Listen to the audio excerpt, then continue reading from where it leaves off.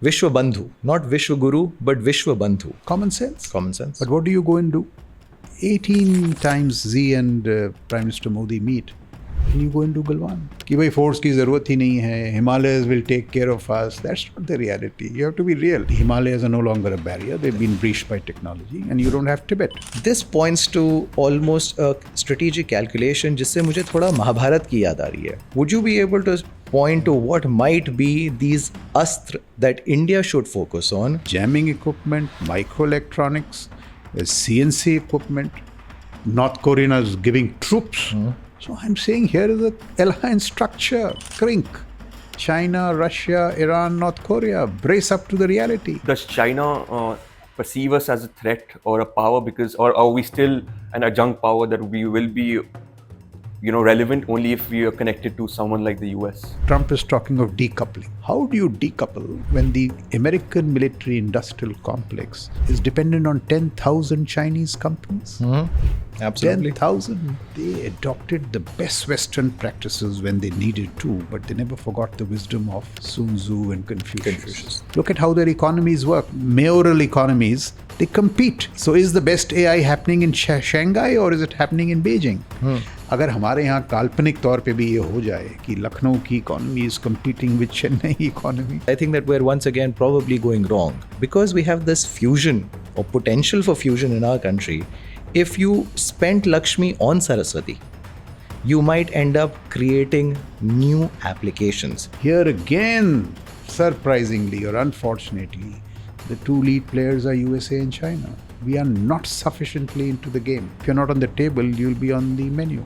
But you politicians become slave to these tech companies, capitalists. We won't allow it. If the world is now going to be reborn and remade in AI, which means everything about the world is going to change in substantive ways, when it is being redone, should we not do it in more Indian ways? But look at the other threat. The other threat is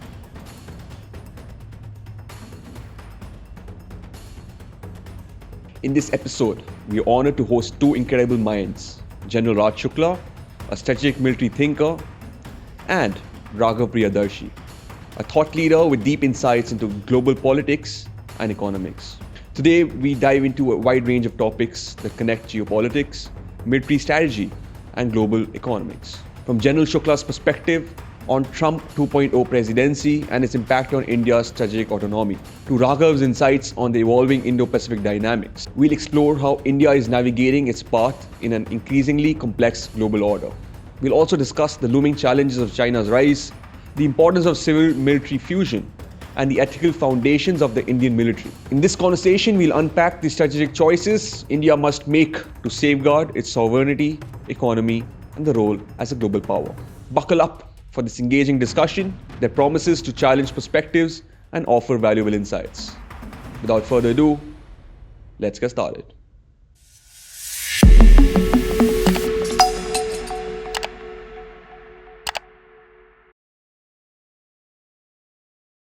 Before we dive into today's conversation, I want to take a quick moment and ask for a favor. We noticed that 93% of you who watch our content regularly aren't subscribed yet. My promise to you is simple. If you hit that subscribe button, we'll keep working hard to bring thought-provoking conversations, incredible guests, and the topics you really care about the most. It is practically free for you, but it makes a huge difference for us, helping us grow, reach more people, and bring even better content your way. Thank you for supporting. It means the world to us. Now let's get back to the video. Welcome both of you. Thank you so much for being a part of this. Thank you. Thank you. Great pleasure. To begin our conversation today, sir, we must ask you a question on geopolitics, because that's the essence of all the three other topics. And at the moment, we saw Trump coming back in power, Trump 2.0. Let's have your thoughts on the new term of Trump, sir. What it means for the world, what it means for India, the wars that are happening. Let's have your thoughts on that, sir. So, I don't know what Raghav has to say, but this whole MAGA project, making America great again, and Trump's interpretation of that, I think is going to have profound consequences, not only domestically in the USA, but also globally. Domestically, I think Trump has read America right. While shall I say, Kamala Harris hinged to Washington, failed to read America right. So it is just not, a decisive victory and a shift to the right from, shall we say, left-wing democratic politics. But there's a fundamental transformation domestically in terms of what America aspires to. So you look at the vote. Trump has garnered the votes of the working class, Hispanic, working class Asian, working class white, working class Latino. So it's the working class which has, got behind him. The other issue is, we attributed much of this madman economics to Trump, but much of America thinks he's right. Mm-hmm. I mean, when you give them those macroeconomic indicators of inflation being as low as 2%, unemployment being low as 4%, they say this is not what's happening on ground. We are living from paycheck to paycheck. Neil Ferguson tells us that in a first world economy, the number of deaths out of despair, lack of hope, is one of the highest in the world.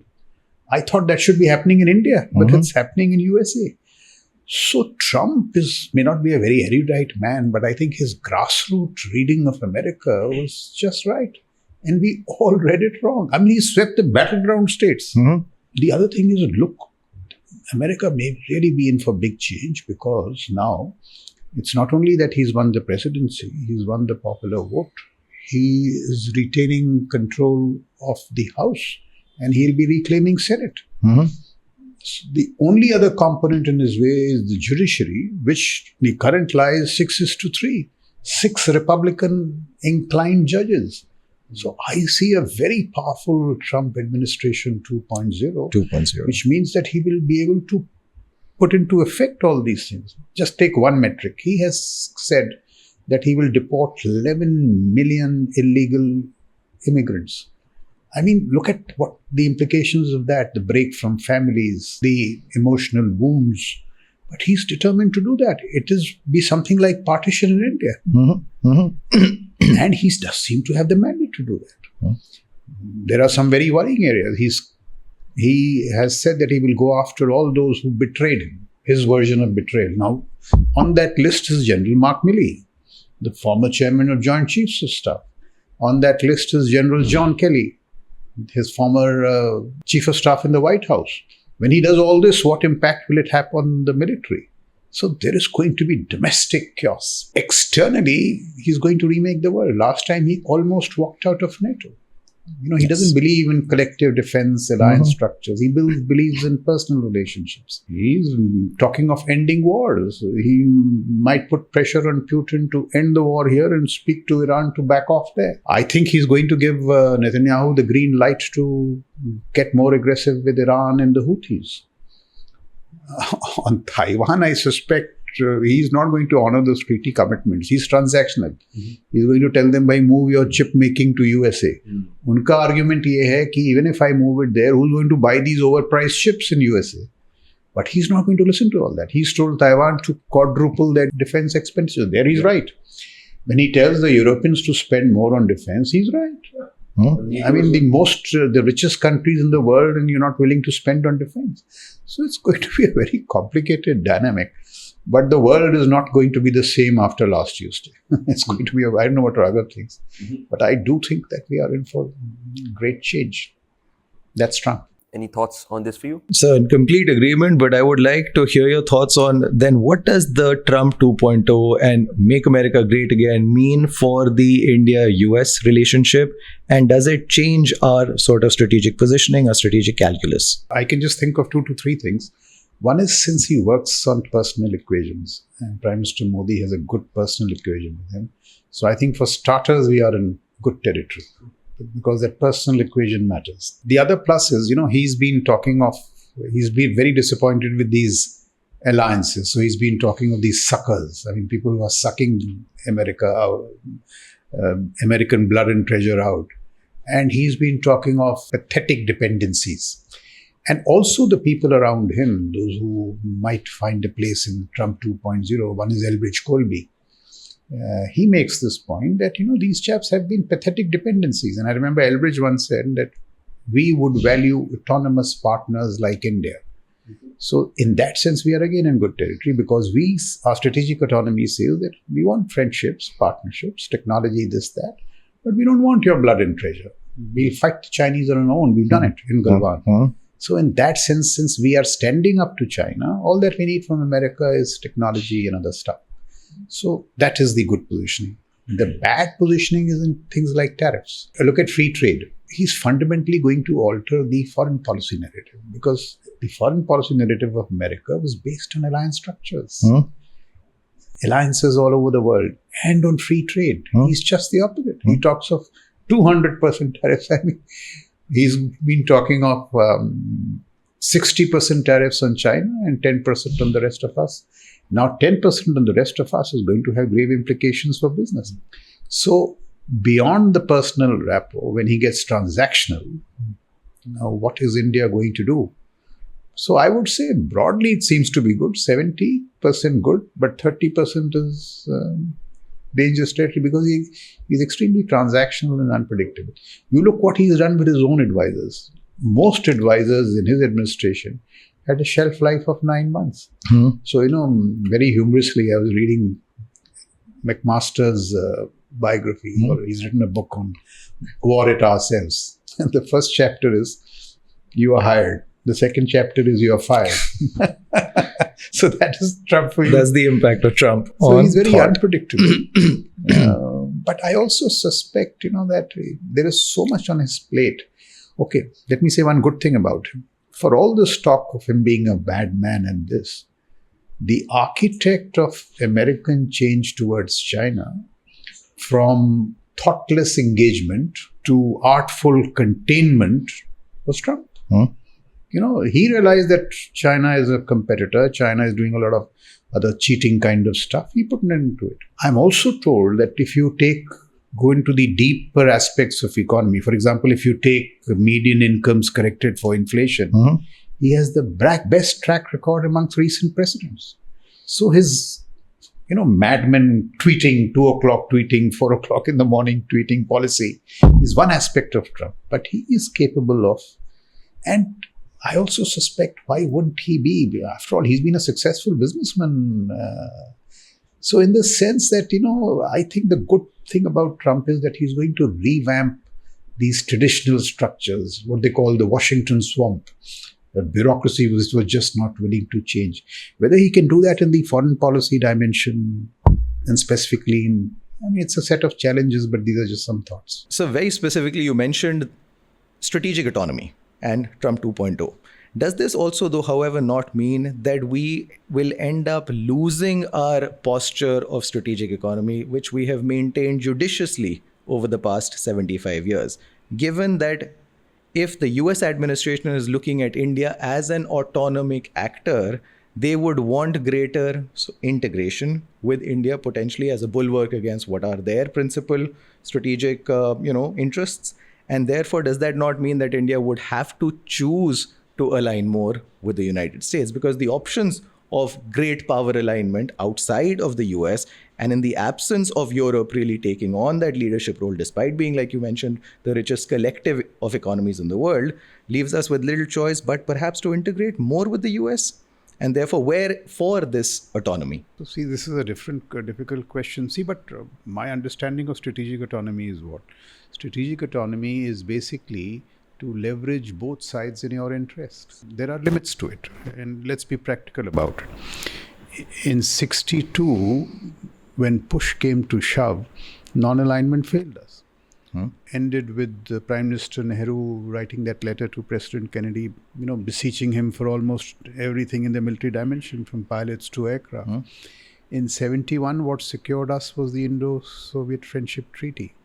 So there are a whole deal of nuances. But see, today, what is our choice? If we have to choose between USA and China, there is but one choice. Geopolitics doesn't offer us the second choice. In that sense, we must be careful not to allow US to position us as a frontline threat to China. Why should we do that? What is the message to USA? The message to USA is that we don't want your blood, we don't want your treasure, we will shed our blood, we will stand up to the Chinese when they are required to, and we will not do your bidding. We will not do your bidding. Our Chinese relationship will be fashioned according to our interests. So, for example, if there is a thaw along the LAC, we will embrace it. Yet, I mean, in the larger geopolitics, it does seem that way things are positioned today, America makes more sense to us than China. And there, what we can really do is technology. And I would say a technologically enabled India, even a technologically enabled military, is in the American national interest. Because you have a natural bulwark. Now, what happens with the Americans? All right, tell us what you will do. We don't need to tell you what we will do. And why should we tell you what we will do? It doesn't have to be that kind of relationship that, we will not give it to you. If American statecraft is wise, without any strings, it will give us technology. And they've been doing it. See, even in the Biden administration, when Prime Minister Modi just went to Delaware, that semiconductor fab deal between US Spacecom and an Indian startup is great work. And it is not just military, it is civil military, because it's looking at national security, it's looking at green technologies, it's looking at next generation communication. So I suspect within strategic autonomy, there is space for a mature relationship between India and China, and not we will give you this if you do that. That's not going to work in international politics. Also, if you see ASEAN and much of Southeast Asia and these places, they are telling both USA and China that don't force us to make a choice. So that is becoming, a kind of global voice. That we know you are growing, don't force us to make a choice. We will make choices in our interest. And I think that is what America needs to understand. In that sense, strategic autonomy is wise. And that earlier distinction I drew, you compare us, say, with Germany. What is Germany saying? The richest country in the world is saying, we won't spend on defense. You spend for us, you protect us. We are not telling the Americans to do that. We are saying that we don't want you. We will stand up to the Chinese on our own. So let me tell you, this recent thaw along the LAC is, of course, full marks to diplomacy, but it is 4 years of telling the Chinese on ground that we can stand up to you. Being number resolute. of incidents. So it is not that this thaw has been given to us out of some benevolence or sudden spurt of good neighborliness. It has been extracted from them. So we are strong enough today to do this. Yet there are worries, and we can come to them a little later, because there are realities. China is $18 trillion. USA is $22 trillion. We are $3 trillion, $3.7 trillion. Those realities are there. But within those realities, there is a lot of intelligent space for collaboration between us and the Americans. And Listening to what you say, sir, we are going towards a multipolar world, and that reflects in a lot of different theaters. Having said that, since we spoke about the US, China, and India, the common factor there is the Indo Pacific as well. How do you think the US and Trump's new government will respond in the Indo Pacific? so, whenever this question comes, I always think of the interconnectedness of theaters. And see, that is a very important thing. The USA has been wanting to pivot to the Indo Pacific since 2010, or even perhaps before. Then Iraq intervenes, then Afghanistan intervenes. And look at how the Chinese have made use of that.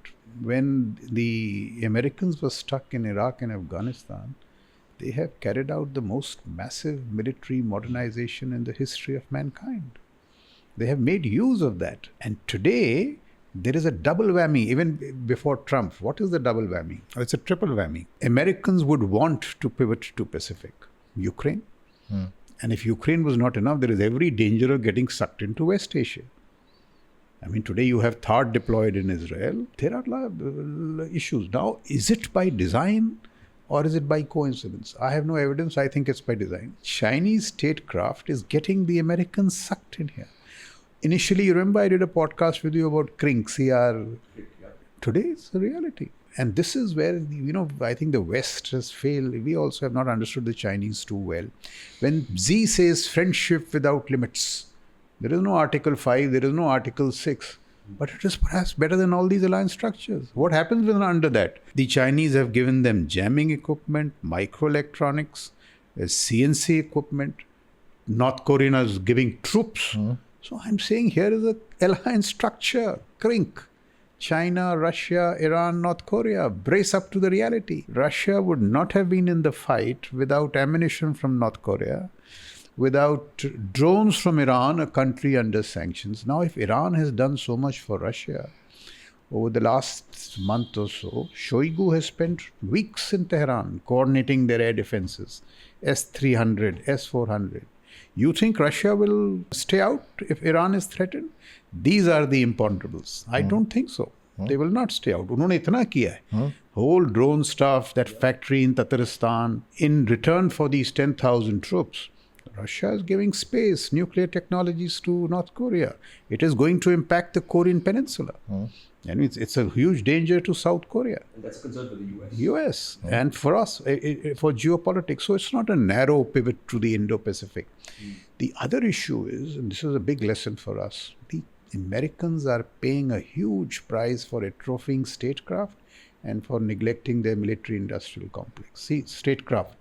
Kissinger ने एक नसीहत दी थी कि भाई Russia और China को कभी इकट्ठा नहीं होने देना. And in a jocular manner, in Bewakufo have these fools have done precisely the opposite.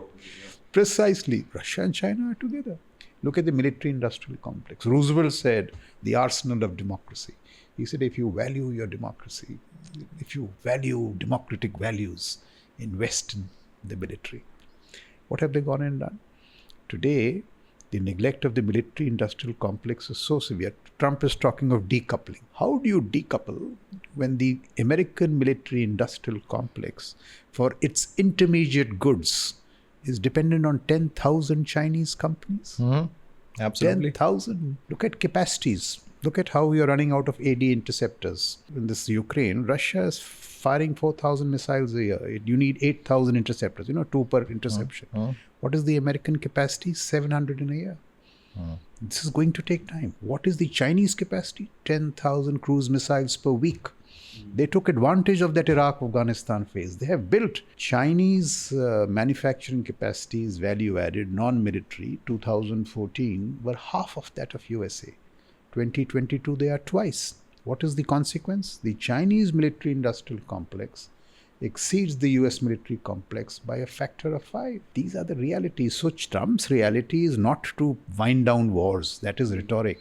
It is to build back American deterrence. The Americans have become a pair of failing deterrence. Afghanistan, Ukraine. Houthis nahi darte America se. The Red Sea has been closed for the last 5 to 6 months.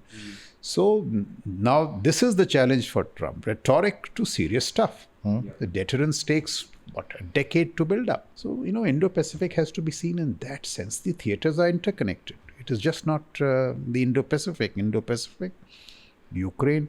If you buckle down in Ukraine, what is the message to Xi? So I don't think it is as simple as that. These are larger issues of statecraft, military industry. When he gets into office, he'll be briefed about all that. And perhaps he may take 4 steps back. Would this be concerning for him enough to make an action and leave a legacy? Because we have to think about how he would leave the office after 4 or 5 years. Yeah, so you're right. Because he's, somebody said the day he takes over, he's a lame duck president because second term, he's got 4 years, no third term. So he used to do a lot of these things. And he has to prioritize now. Bhai karna kya hai? It's not going to be so easy. And the lesson for us in this sense is that we have to see, I keep saying, we are enjoying an unprecedented peace dividend. Yes. We must make use of this time, not only military, but economic, strategic, military muscle, because China is not a rookie country. It is a serious player. And it's not tucked away in Latin America. It's on your borders. So we should be thinking with far greater agility on these matters. And so we may not have that 20-year period that China enjoyed with, let's say, Afghanistan and Iraq. We probably have a window of 5 years at best in which we really need to take hard decisions. I couldn't agree with you more. I'm not saying, China is not an irrational player. It has to be seen. It's not going to, jump into conflict with you. But see what it does. And this has to be seen. 1950, Mao is waiting to cross the Taiwan Strait with his troops. He would have done it very easily. The Americans move the 7th Fleet. He backs off. Now look at Mao. Just a year before that, he writes to Washington and says, we are a poor country. We need you. We need your money. We need your technology. Perhaps there was an earnestness in that. He said, one day we'll become like you. And the Americans don't respond. Now see, he puts that together, 49, 50. 58, another attempt is made. This time America threatens with nukes. So Mao says, all right, let's first stand up So, they say Mao stood up USA or China to USA. Go back to the 100-year humiliation. They were a low morale, and he does that. And now look at that. Deng comes and says, hide your time, hide and bide. Now I'm told, hide and bide, this is not the correct English interpretation. In Chinese, what it means is that don't show your true colors till you become at least 50% powerful of your hegemon. After that, so what does he come and do? Loud and proud. Look at the connectedness of thought. And that's why they say it's a 100-year marathon. And now that marathon is, beginning to bear fruit. It starts from there. Now, because of all those humiliations in the Taiwan Strait, they say what is to be done? Rocket force. Rocket force, such an accurate instrument that the aircraft carriers which didn't allow Mao to come in will now not be allowed to come in, and that's become a reality. Today, Paparo is talking of hellscape, which is autonomous systems. Aircraft carriers can't go. It is just not narrow growth of military capacities. It is linked to geopolitics. It is threatening American power projection into Western Pacific. And see, I suspect what they will do. They will not attack. They believe in winning without fighting. They will build such capacities, which they are already doing, crossing the median line, harassment in air, blockades. And one day ask the Americans privately, कि आपकी तो इतनी problems हैं, do you want to get into this mess? Look at our power, look at your power. And tell the Taiwanese, whisper into their ears, कि भाई ये तो, they will not defend you only. In our sense, they also know India's power. They are not going to do this. They are going to build capacities. But the point I was making is this, my understanding tells me for the first time in history, you have the world's number one economy, PPP terms, China. Number 3, India, growing in close proximity. The Himalayas are no longer a barrier. They've been breached by technology, and you don't have Tibet. So your geostrategic trajectories are bound to clash. The only way to keep this intersect peaceful is through deterrence. So I'm not making a case for war fighting. If we invest in deterrence, China will back off. But if China sees weakness, our problem is that we don't invest sufficiently in deterrence. Now, here is a larger argument of defense investments and other things. I'm saying that when we say 1.98% of GDP, we are assuming that geopolitics is constant. It is not.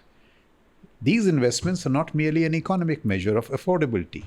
It is what you need to spend.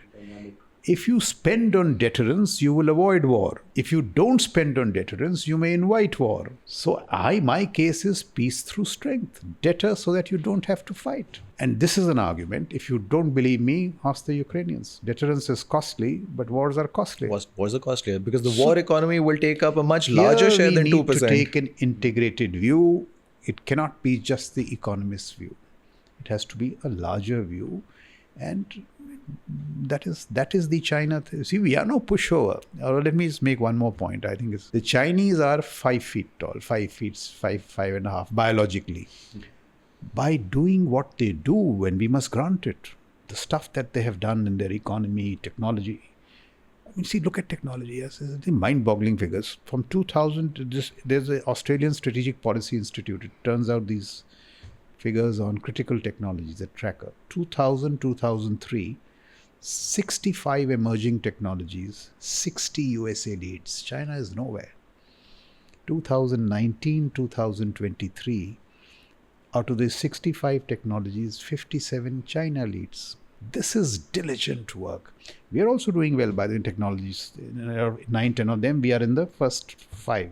But we need to be in the first 2. So this is, the whole thing. They have created these capacities. So 5 feet, by what they do, they become 8 feet.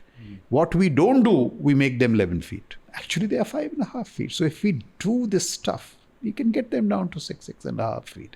And there are so many things to be done, which we are not doing enough. So what you said about the, change in China over the past 70 years, since the birth of, let's say, the People's Republic of China from 50, 58 and to modern times. This points to almost a strategic calculation जिससे मुझे थोड़ा महाभारत की याद आ रही है कि it is perhaps not कि आपका बल कितना है, आपके शस्त्र कितने हैं. It is not the size of your force, but it is what strategic astra do you have. That sometimes that astra can balance an entire multitude or a million strong opposition effectively.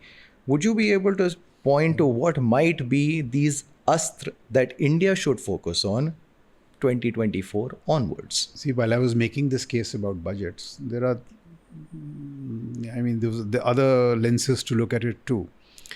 Russia is a $2 trillion economy. Today it is fighting the combined West, USA and the West, which is $40 trillion. Who's winning? Russia. Similarly, American defense budget is 3 times that of China. Chinese defense budget is 3 times that of us. Why is it that Beijing causes displacement anxiety in Washington and we are not causing similar displacement anxiety in Beijing? A whole set of factors unrelated to budget, and 2 of them in my mind are, one is civil-military fusion. You see how they do things. We have grown up, I think this is one of those, again, post-47 distortions, when we have, civil-military silos, private sector, government, civil-military, academia, har cheez. Whereas, in the civilizational sense, I don't know whether it is in some text, but I've heard this word of mouth. We were talking of Saraswati, Lakshmi, Durga Commission. Look at how sensible it is. Just commonsensical. So the whole thought is that grow your centers of excellence in academia.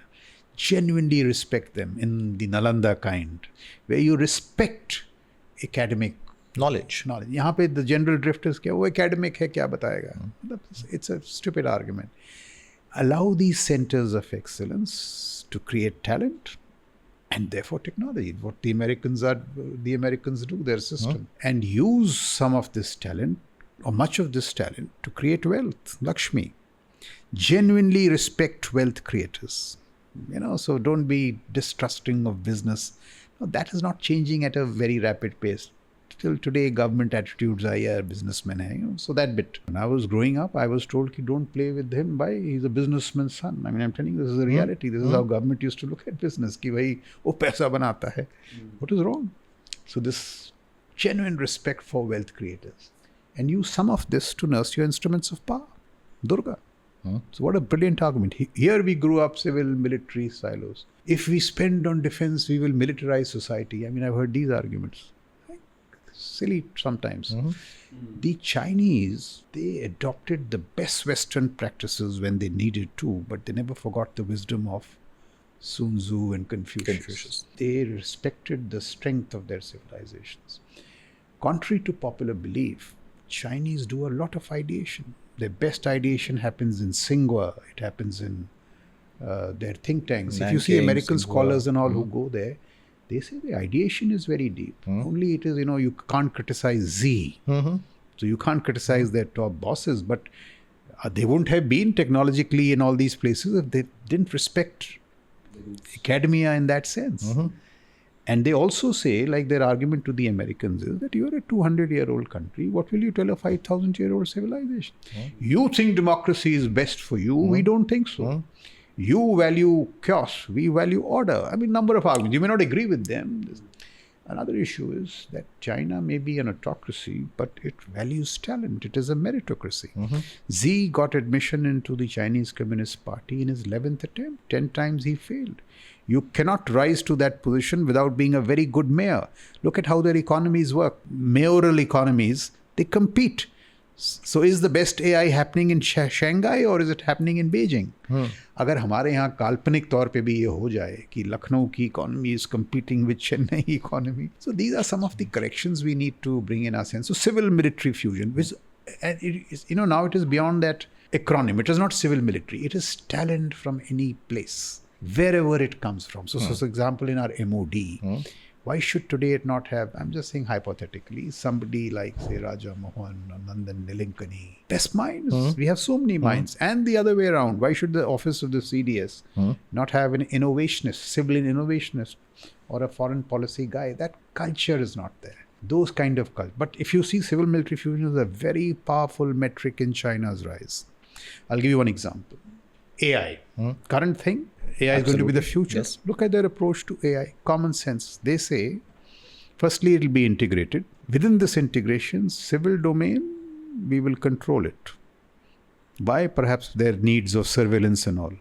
But in the military domain, for strategic military reasons, for reasons of national interest, it will be freewheeling. In our case, it is most very likely to be precisely the opposite. And then we will say कि military को control करो. It's a natural urge in India. I don't know for what reason. तो 10-15 साल बाद देखो वो कहाँ निकल गए. It is these kind of issues. And I'll give you one more example. I'm told every year they look at technologies, every 10 years, one technology. So I've told 10 years back, they took batteries. Can you imagine in our country, we say batteries? And I also thought, battery kya cheez hai? Now see what they do with it. In their ecosystem in Saraswati, they designed 50 courses for batteries. So, battery, chemicals, battery, metallurgy, falana, dhimkana. They have created a generation of people who are graduates, postgraduates, people with doctoral theses in batteries. Now, are you surprised that BYD pushes out Volkswagen? Absolutely. And those same batteries go into their submarines and into their AD systems? Civil military fusion. That rocket force thing, A to AD, is Mao's political thought. The rocket force science. The last defense minister, Li Shangfu, he's in great trouble now. He commanded a satellite center and was deputy commander of rocket force. In our case, can you imagine brigadier commanding a DRDO establishment and then going to a rocket force? This is the way they are doing it. Abhi ek soch hai. This is one. You're saying how can we bridge the China gap? And the other is the storm of technologies, AI, autonomy, robotics. I don't think in India we have absorbed the true import of AI. It is really going to refashion the world. In my view, in the wake of AI, the world is going to be reborn, remade. Here again, surprisingly or unfortunately, the two lead players are USA and China. We are not sufficiently into the game. So ये जो हमारी सोच है ना, we will react to AI 5 years later. By the time it will be too late. If I may add to that, sir, when it comes to the past couple of years in terms of, even 5 years, let's say, intent to deploy capital and fiscal support from government to build up, let's say, our manufacturing capacities, I think that we're once again probably going wrong.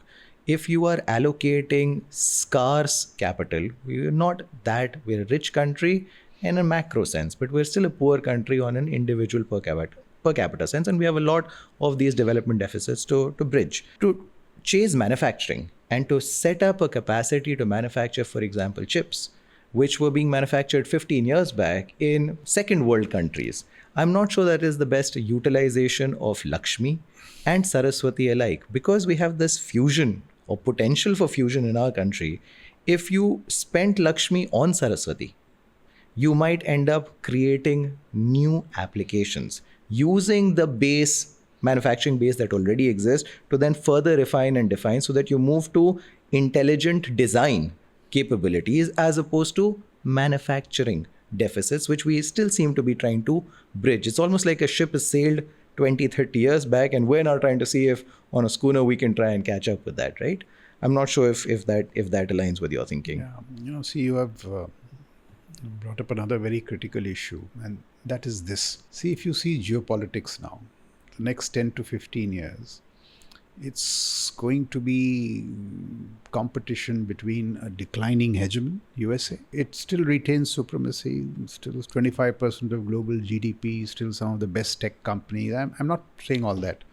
75% of military spending. It still matters a lot in government, global institutions so its ideational strength, agenda setting. But its hegemony is being challenged. Nobody is now, its supremacy there, hegemony being challenged. And you have this very potent rising challenger, China, which is everybody acknowledges is a threat. Now this aspiring Vishwabandhu has to navigate this, the US-China relationship and our place there. Now see here, the arguments are what? If you speak to people today, they say, we have done so much. Of course you have done so much. From the past, semiconductor mission, AI mission, say the feline, no national security. I'm telling you that over the last 10 years, we have seen some of the boldest reforms since independence. CDS, DMA, DRDO reform, defense coming out of the shadows of foreign policy, new normals in our strategic outlook. A great has changed. But now this is the challenge. There are no answers, but that is the reality. In one sense, we are moving into the big power game. We are Today, fifth largest, be third largest. You're the third most powerful country. What those other two powers are doing, we don't seem to have the capacity to muster those resources. So either we go into hide and bide and say, all right, we are not going to be part of that till we get there. But if we are going to get into that big power game, there will be geopolitical consequences for which you need to invest in these areas. For example, if we get to the AGI moment in AI, which may be some time away, I'm told the nation which gets there is going to add $9 trillion to the global economy every year. So if you're not sufficiently invested in AI, you're out of the game. What is the reality there? In some of the frontier models, which are, I'm told, just 3 to 4 of them, you need investments of the tune of $350 billion. You need data centers which will be energy guzzlers. So what are America and China thinking? Of moving data centers to Saudi Arabia and those places where it'll be easier to, ramp up the energy. This kind of thought is not in India. China has 238 large language models. We have, I think, none, or maybe very few. Now, this is the challenge. I mean, people are right. They say, "Bhai, kitna kare? Where do we get the resources from?" I'm saying if you have to play that big power game, you have to find those resources. Now, how do you find it is a big challenge. And if you don't do it, if you're not on the table, you'll be on the menu.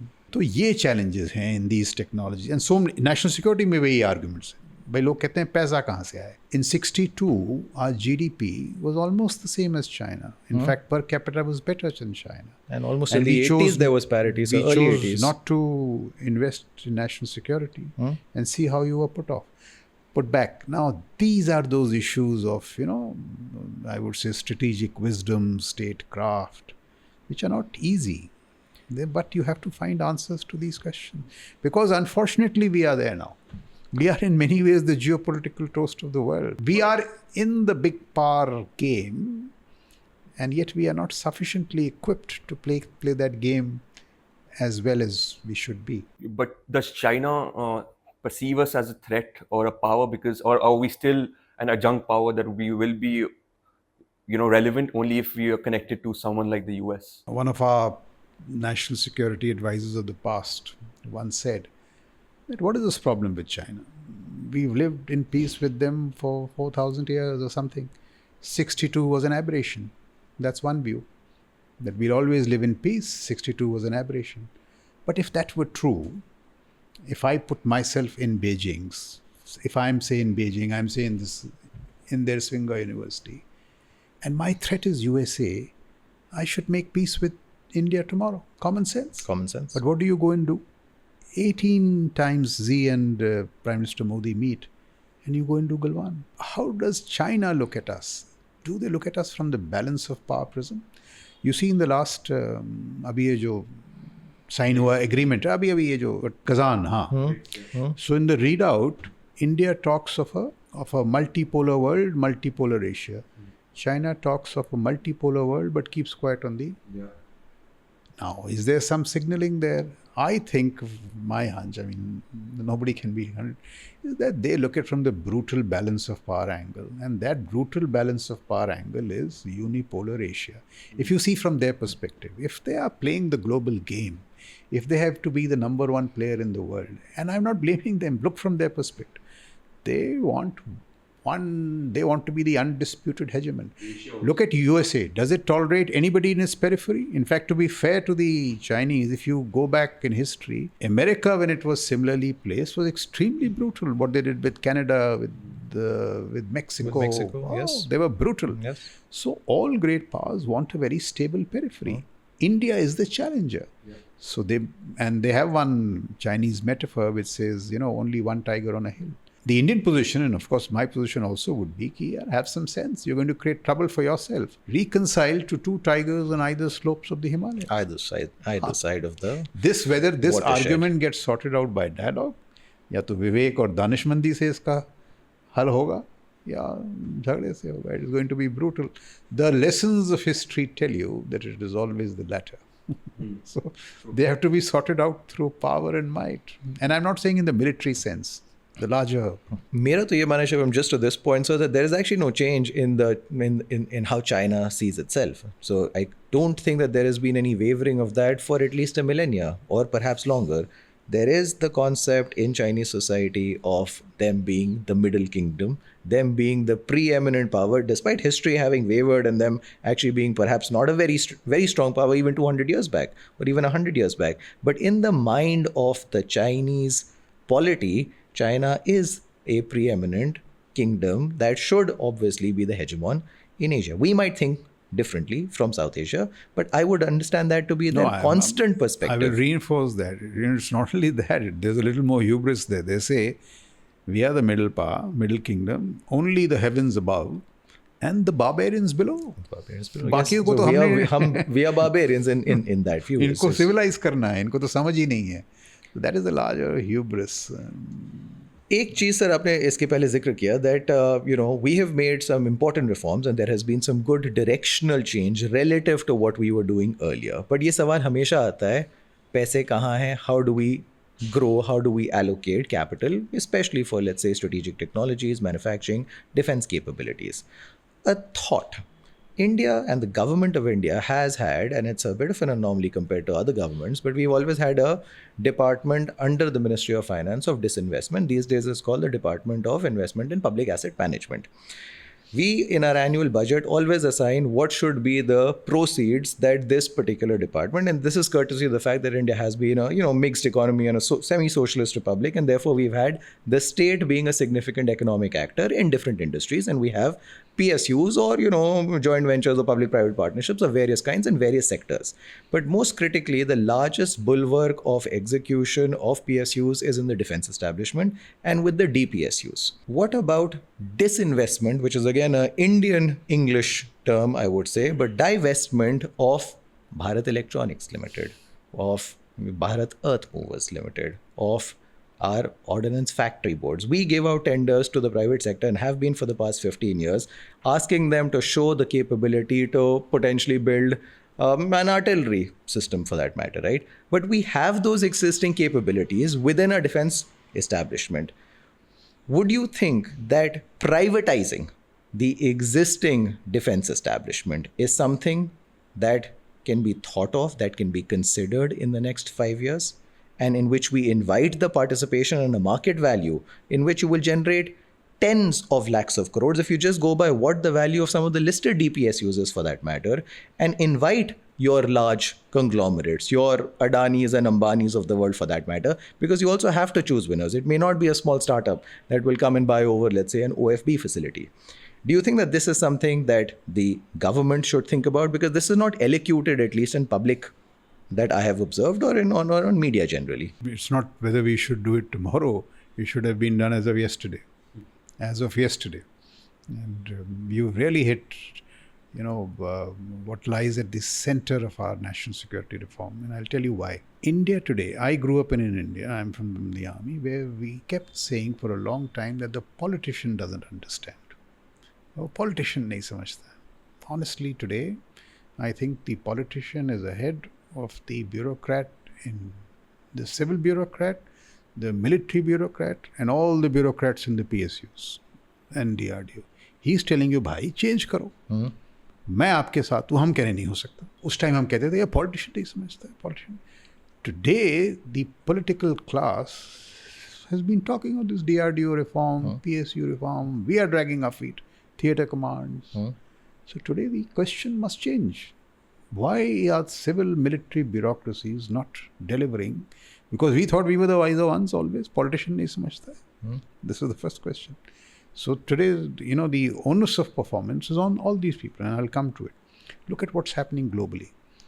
In Ukraine today, the delivery of combat capacities is coming first from startups, second from defense primes. Government is nowhere. So the guys delivering capacities to you there are Alex Karp from Palantir, Elon Musk. They are Capsula satellites, not Boeing, not Lockheed. I'll give you a very interesting incident. So the US Spacecom is being stood up, as a combatant command. So the new 4-star of the Spacecom was briefed. And he was told, we will need this bureaucracy, this production bureaucracy and procurement bureaucracy.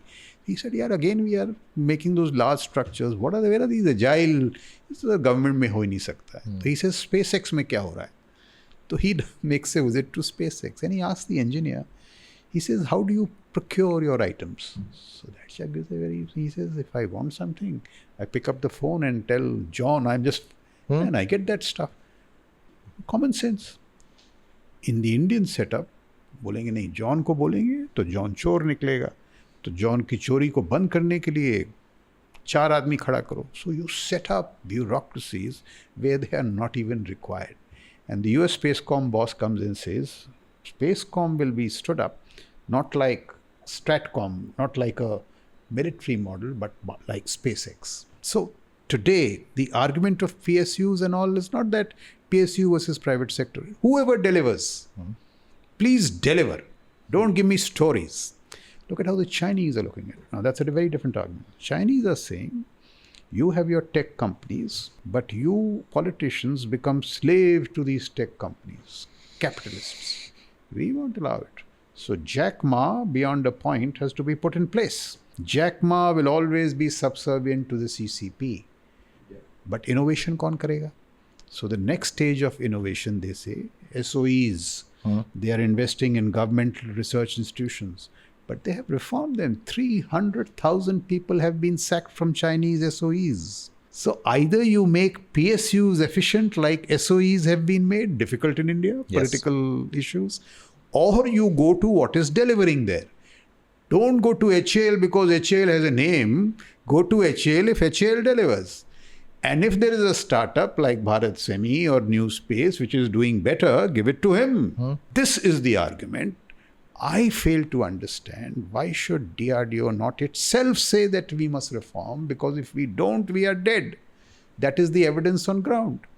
The Ordnance Factory Board, if it had reformed on its own, they wouldn't have been pushed to do corporatization. So you have no option but to reform. You do it the American way, you do it the Chinese way, you do it your own way. And in that way, some good things have happened. I was talking to you about this Prime Minister's Delaware visit. See what happens. Without IDEX, these startups would not have come. I have personal experience with these startups. They are doing brilliant work. This startup has been chosen by US Spacecom not out of charity. Nobody will do it. He's good. In our case, we have stood up these 8-9 startups. All that they need is orders.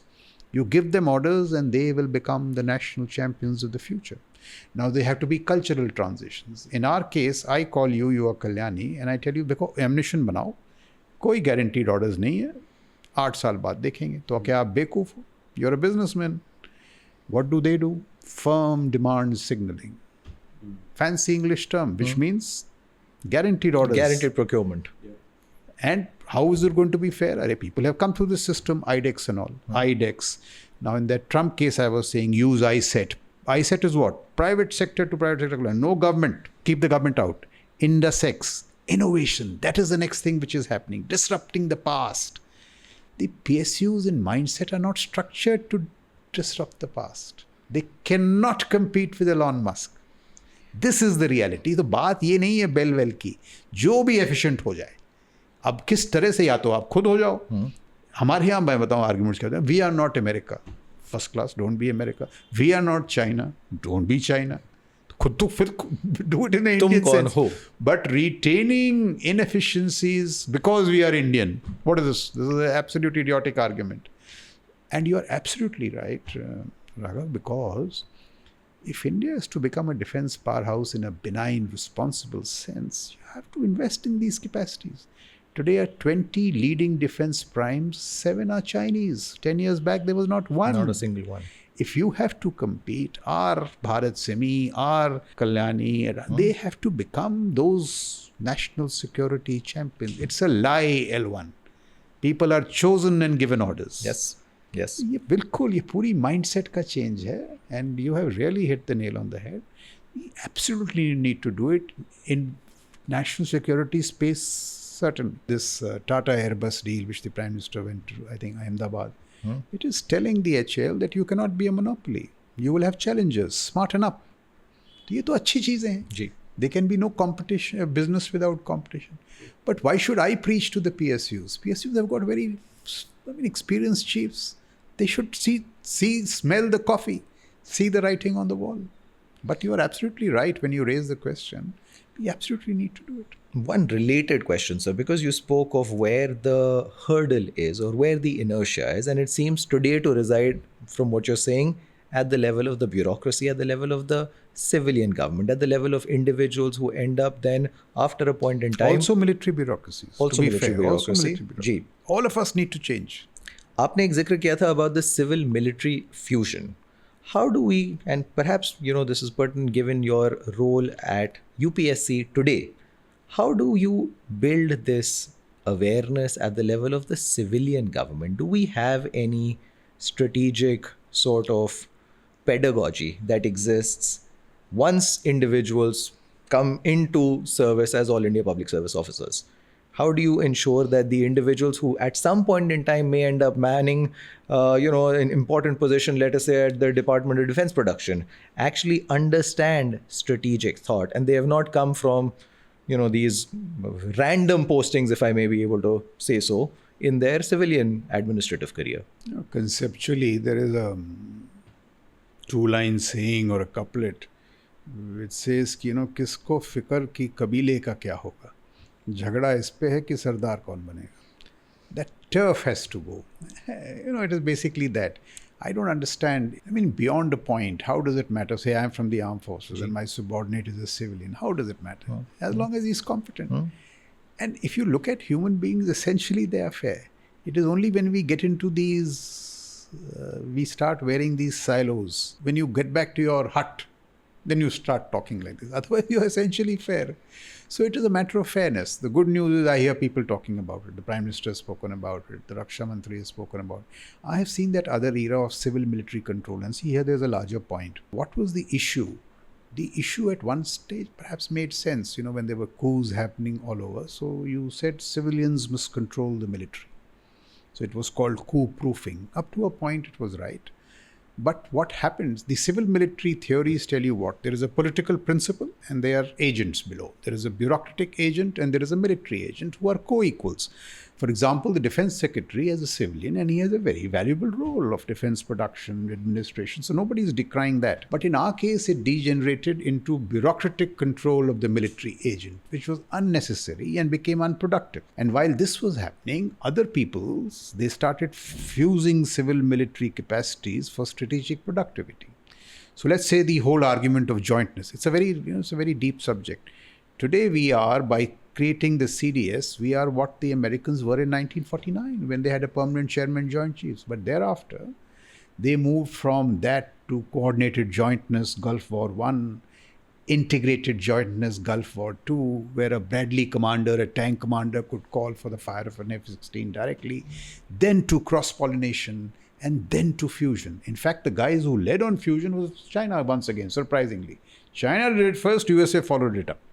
How are they doing it now? In CENTCOM, they have got AI advisor, or say Pentagon, Craig Martel. No military background, no bureaucratic background. He was doing machine learning for lift. In our case, wherever we need to do this. So Niti Aayog and NSCS were good starts, but they have unfortunately got filled more by government people. It has to be domain specialization. Today, the argument is the other way around. Pehle, the argument was that if I was basically a defense guy, I will do some peripheral understanding of AI and drive it. These technologies have moved so fast that can't be done. It has to be the other way around. Somebody who understands AI primarily has to be brought into the Ministry of Defense. So it is primarily a matter of thought and driving it in this sense. And this has to happen, because if it doesn't happen for the first reasons that you said, this lag with China will grow. See, what is the question? The Chinese economic zoom translates into $400 billion power differential every year. Yes. We are about $100 billion, their defense budget is about $500 billion. 400. Now this $400 billion, if we cannot match it entirely economically, it will have to be matched by all these issues. So I say civil-military fusion and the efficiencies it generates, technological embrace and the efficiencies that it embrace, this whole private sector PSU jhagda and their efficiency. This will bring down this $400 billion. Otherwise, that power differential is translating directly. There is a very strong reason. There has to be an understanding, and it has to be driven through all our places. If we can sort of segue into India and India's role as a leader of the world, or as one of the leaders of the world, some years down the line, assuming that we have not got ourselves embroiled into conflicts that have bogged us down and that have disabled our ability to grow economically, culturally, politically, and also as a thought leader. आपने एक शब्द इस्तेमाल किया था, and I think this is something that the government also elocutes, Vishwa Bandhu, not Vishwa Guru, but Vishwa Bandhu. In the strategic and in the military context, and in the context of warfare, what would an emergent or a India that is now strongly understood to be part of the compact of global leadership, what would that mean for warfare, and what would that mean specifically for, is there something which we can call an Indian prism and an ethics of war that India brings, which is different to China or different to the West or the Western mind?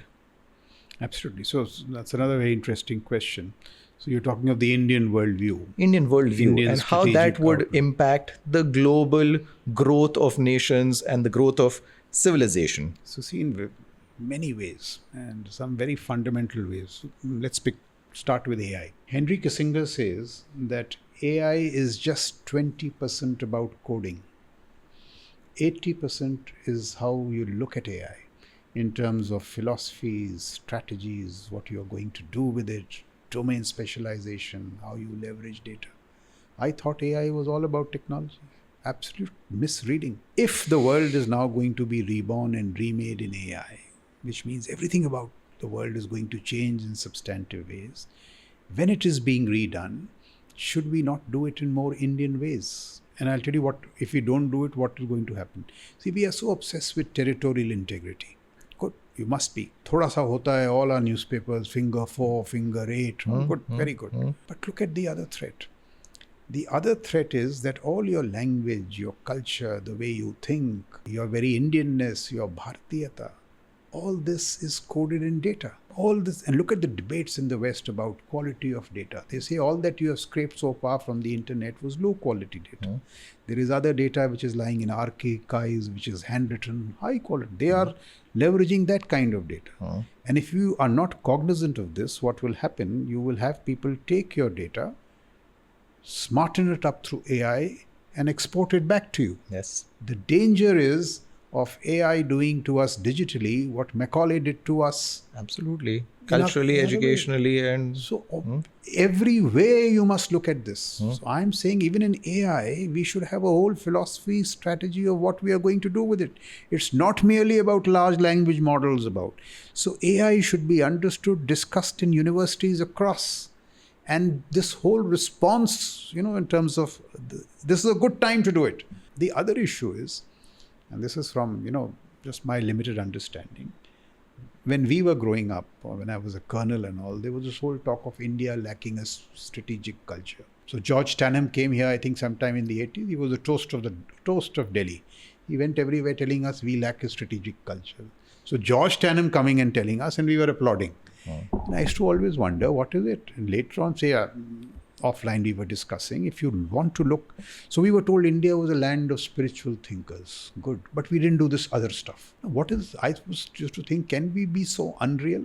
Because this other stuff has been happening for years. Mahabharata, Ramayana, geopolitics. Krishna bhi the koi. Hamesha. So ye kya tha? What is it? So when I'm no great scholar, but just a few quotes I'll give you. So just as we talk of Vasudhaiva Kutumbakam, which is what, one earth, one family, brilliant. Swami Vivekananda counsels us. He says, be careful, because the world is but a gymnasium where nations come to make themselves strong.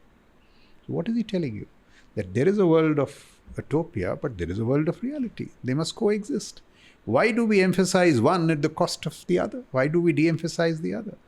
Chanakya says कि अगर शास्त्र को भूलोगे तो संस्कृति खोल दोगे. It's not religious. He's saying, look at the depth of your civilizational texts, readapt them to modern times. Shastra का त्याग करोगे तो राष्ट्र ही खो दोगे. Now this is the point. Where you position your instrument of force in your strategic calculus. There are times you must position it peripherally when you don't need it. When you need it, if you have a difficult neighborhood, you must position it centrally. It's common sense. That perhaps didn't happen. And I'm not making a political point, but I'll quote to you Fareed Zakaria, Postmodern World. He says in the 1950s, Prime Minister Nehru walks into MOD, sees people in uniform, and flies into a rage. Now, Fareed in the American system is saying, why, if people in uniform are not seen in the MOD, where will they be seen? This, for a series of reasons, led to de-emphasizing the value of the instrument of force. Now, what is the instrument of force? It is not, the Indian worldview is not to jackboot around the world. Certainly not. There are larger strategic issues. What was the Ashwamedh Yag? When you send that horse across, you said, bhai, these are my areas where I aspire to exercise my power. आप बताइए, आप acknowledge करते हैं या नहीं करते हैं? In that sense, India is not expansionist, but power matters. I think it is Guru Tegh Bahadur who said, Bal hoye, bandhan chhoote, sab kuch lage upaay. When strength accrues, shackles snap, every move seems a stratagem. This is what the Chinese are doing today. So I'm not saying power we are status quo. We don't want territory. But we should have power in the larger strategic, military, economic, technological sense, because the world respects power. Power is a currency. And you must also look at, the way you look at it is that either you meet threats distant from you, or they'll come to your doorstep. So today, we should think of projecting naval power across Malacca. Why not? When we are in the big power league. But yet be a responsible military. So don't do irresponsible stuff. But there are smart, sensible ways of building power. And I think that is happening of late. Our strategic outlook is changing. And one important reason, I think, is, I think this is Mr. Jaishankar makes this point. When foreign policy and strategic policy don't remain elitist issues, they go down to larger places, more common sense comes into it. When they are very elitist, then you develop this narrow view. So I'm saying force and diplomacy complement each other. George Shultz, he says, when negotiations are but a euphemism for capitulation, unless the shadow of power is cast across the bargaining table. Our street poet, Ramdhari Singh Dinkar, now look at, he's a street poet. Look at the common sense. When he says, Sach pucho to shar mein hi basti hai deepti vinay ki. Shar is weapon.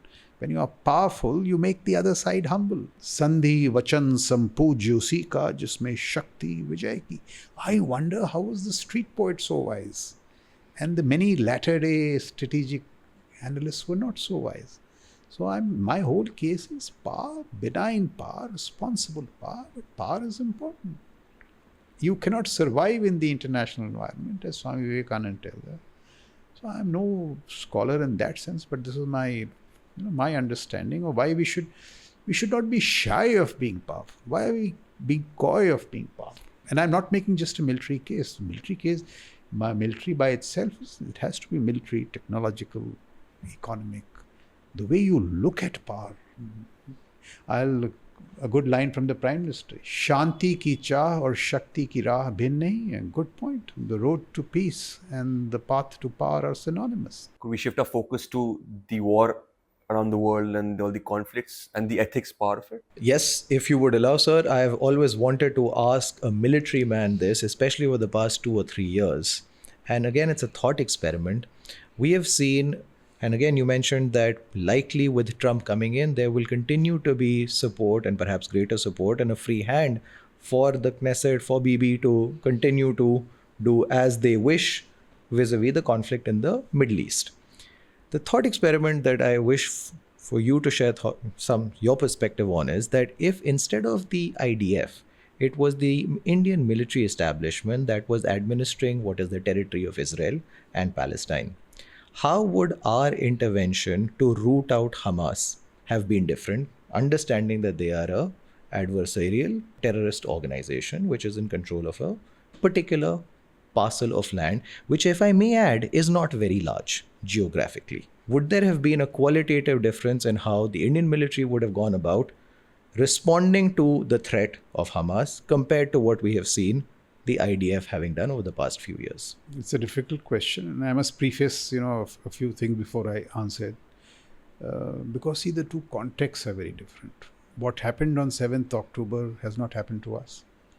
Where what happened with women, what happened with the babies, So I don't wish to pontificate because the contexts are different.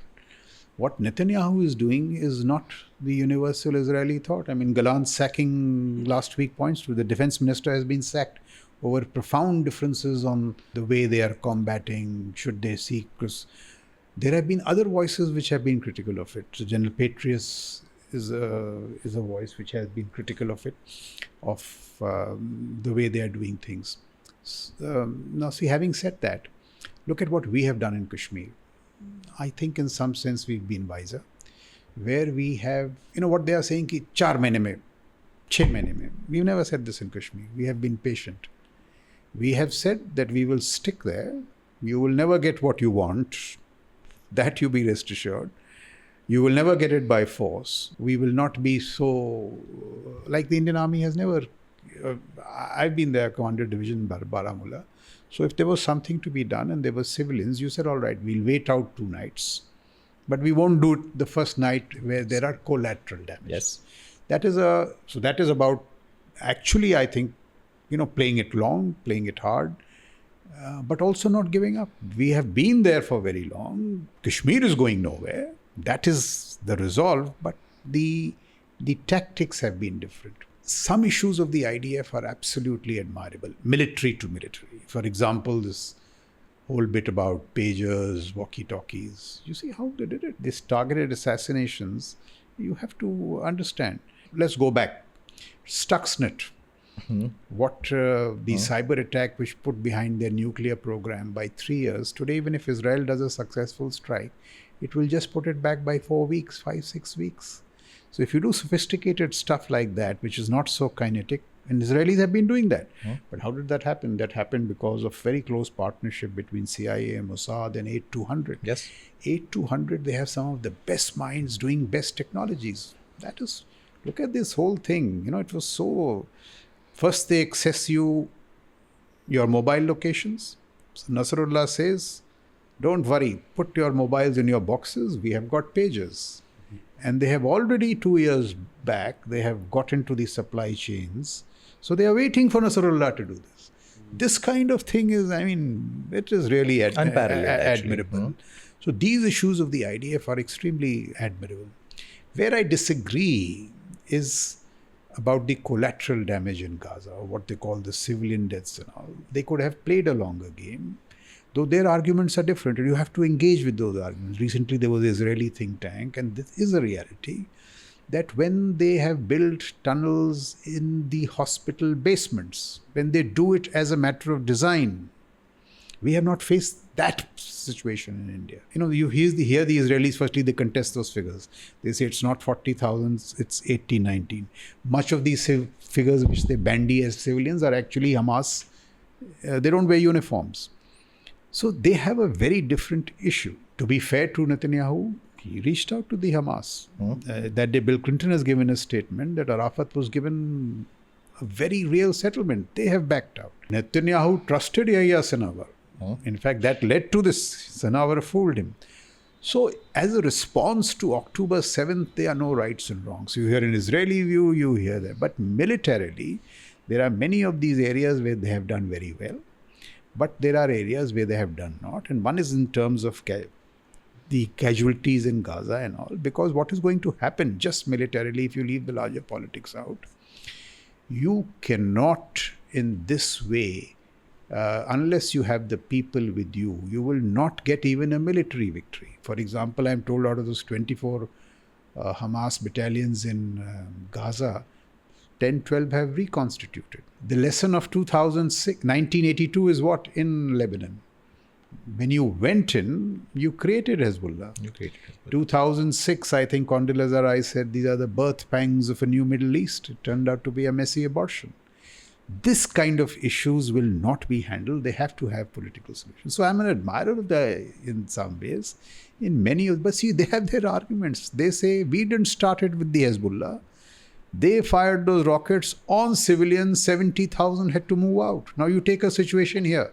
Politically, if 70,000 people are driven out of Jammu, what will you do? So these are very complex arguments, and I would like to avoid the moral, giving judgmental, because the contexts are different, the realities are different. But yes, any good military, professional military avoids civil casualties. The Israelis themselves say that we want to do it, but in some areas we are helpless, which is very different from what, say, in the J&K, when you do good in operations, there will be honest mistakes. You will make errors. There is no question of. So the argument is to develop sophisticated capacities in non-kinetics so that you don't have to do this. But see, there's another issue. What is actually at play here? Israel's survival was always contested. In 1967, what happened was that Israel militarily put an end to the challenge of Arab nationalism. Nasser and Jordan. And then nobody messed with Israel thereafter, 67, 73. Iran comes in with this strategy. You look at from the Israeli point of view that, listen, I will not get into direct conflict with you, but I'll create these proxies, Hamas, Hezbollah, Houthis, and they will play merry hell with you. Now, if you are in Tel Aviv, today, 15 of your waking hours you spend in a bunker. So, in fact, my argument is, why didn't Israel respond earlier? I have a set of proxies around me who are firing rockets at me, I have a right to respond militarily. Yes. So in some sense, they have been... what kind of statecraft is this? Why did the international community accept the legitimacy of these proxies? This is no part of statecraft or international relation. So the arguments are very complex. What Iran did. Israel found an answer to Arab nationalism. It hasn't found an answer to this Islamic fundamentalism because of these proxies. So it either hits those proxies. Iran is too far, 1,000 miles away. What happened here was actually all these operations were performed at the distant edge of your combat power, 1,000 miles. The fighters are not effective in that direction. So what has got challenged of the Israelis is their invincibility. Nobody was messing up the Houthi rocket fire. Why they did it? Houthis were firing rockets into Tel Aviv. The Hezbollah was firing rockets at the Mossad headquarters, at Unit 8200. And Hezbollah was telling them, ki boss, do a deal in Gaza or we won't stop firing. Release the hostages. So see, in that sense, the Israeli reaction has justification. And why nobody else has a right to lecture them? Because we don't face the same threat. The context. But broadly, if you tell me, of course, civilian casualties should be minimized for military reasons. You forget military victory. That's not wise. But it is for them to think. I will not like to moralize for the reasons that I have said, because the contexts are extremely... For every question you pose, they will give you these 4-5 answers. They are difficult to answer in that sense. Like in our case, when we were being hit by terror, everybody was moralizing to us on terror. Till you got hit and you realized what it is. So these are very contextual. And just one point I would want to make before this. So one is invincibility. The second challenge is autonomy. Israel in the past, of course it was America aided, but it didn't have to depend on America for day-to-day military operations. Today, after the Israelis have hit them, the Iron Dome has got so inefficient, 30% efficiency, the American third has to come in. They are no longer an autonomous military partner. And the divide within Israel, the number of people who don't like Netanyahu, his tactics is huge. So you don't need any of us to step in. Many of them don't agree. There are other arguments about conscription. Why is the ultra-right not doing compulsory military service? So their military dynamic is, firstly, it's not monolithic. Unke bade divides hain. The whole question why October 7th happened, because, of his standoff with the judiciary. So there are deep issues in Israel. They need to revisit invincibility, their whole question of, autonomy. They cannot. How long will the Americans take care of the day-to-day operations? Very complex questions. Before we end out today's conversation and get both of your closing remarks, just a follow-up question of what he asked, how deeply does the Indian military teach you these ethics and the ethical consideration of not targeting civilians in a warlike situation? So that is very deeply ingrained into the Indian military. Very deeply ingrained. It is in your culture, in your thought, that you will think twice before you do anything to... See, it is restraint, which pays in the long run. Calibrated restraint. So it is powerful. The terrorists will not go anywhere, but we will wait 2 nights longer. That bit is, I think in J&K it's paid out very well. And in the whole context of our counterinsurgency, we have never used air power, we never used attack hepters. That's one way of doing it. But we don't do it because they are your men. So that's a good thing about, what is it? Soft thing in iron fist or something. There's some coinage for that. We've been ethical with our warfare. Looking at Kargil as well, we were quite respectful for the martyrs of the other side as well during the Kargil war. If you forget the military, I'm of the view that all authority is moral at the end of the day. There is a moral dimension to everything. But I also make this argument, national security is public good. Force many times is legitimate. The pendulum shouldn't swing this way and that way. कि भाई force की ज़रूरत ही नहीं है, Himalayas will take care of us. That's not the reality. You have to be real. You need a calibrated, technologically enabled military which doesn't jackboot around the world, but which is capable of intervening when your national interests so drive the intervention. We covered a lot of topics today, and is there any closing remarks and thoughts on everything that we spoke about and the way forward? First you and then, sir, we'll close it from. No, I think this has been very insightful. Really appreciate your thoughts, sir. And, hopefully for us as younger individuals in the country, hopefully we're able to amalgamate some of these and see how we can contribute to furthering our ability to act to our interests and influence, at least individually, collectively, in our spheres of influence, this thought, so that we're able to bridge some of these gaps much more intelligently and in a shorter time frame. True. Beautiful. So, from you? So just 2 points. One is I enjoyed the conversation a lot. So thank you, Raghav, and thank you. The other issue I would like to just say this, that national security today is so complex and sophisticated. You need talent. Ukraine is a war of talent. Elon Musk, Alex Karp. We need the best minds into national security and IR and all this. We need to correct this skew towards science. I'm all for science. So I'll often make this point. This guy who painted Mona Lisa, what is his name? Leonardo da Vinci. Leonardo da Vinci was a combat engineer, military engineer. But when he made Mona Lisa कितनी लंबी हो, उसका face कितना चौड़ा हो, he has calculated with mathematical equations. It was amazing. उसकी जो किताब है बायोग्राफी वॉल्टर आइजैक्सन वाली, उसमें equations हैं 3-3 पेज की. But he himself says कि भाई चेहरा कैसा हो, आंखें कैसी हो, चमक क्या हो, all came from his deep grasp of humanities. So true genius, talent lies at the intersect of humanities. In our case, in our curriculum, in our academia, in our strategic commentary, in our strategic thought, IR, humanities, history, these do not strategic thinking, do not get the same attention.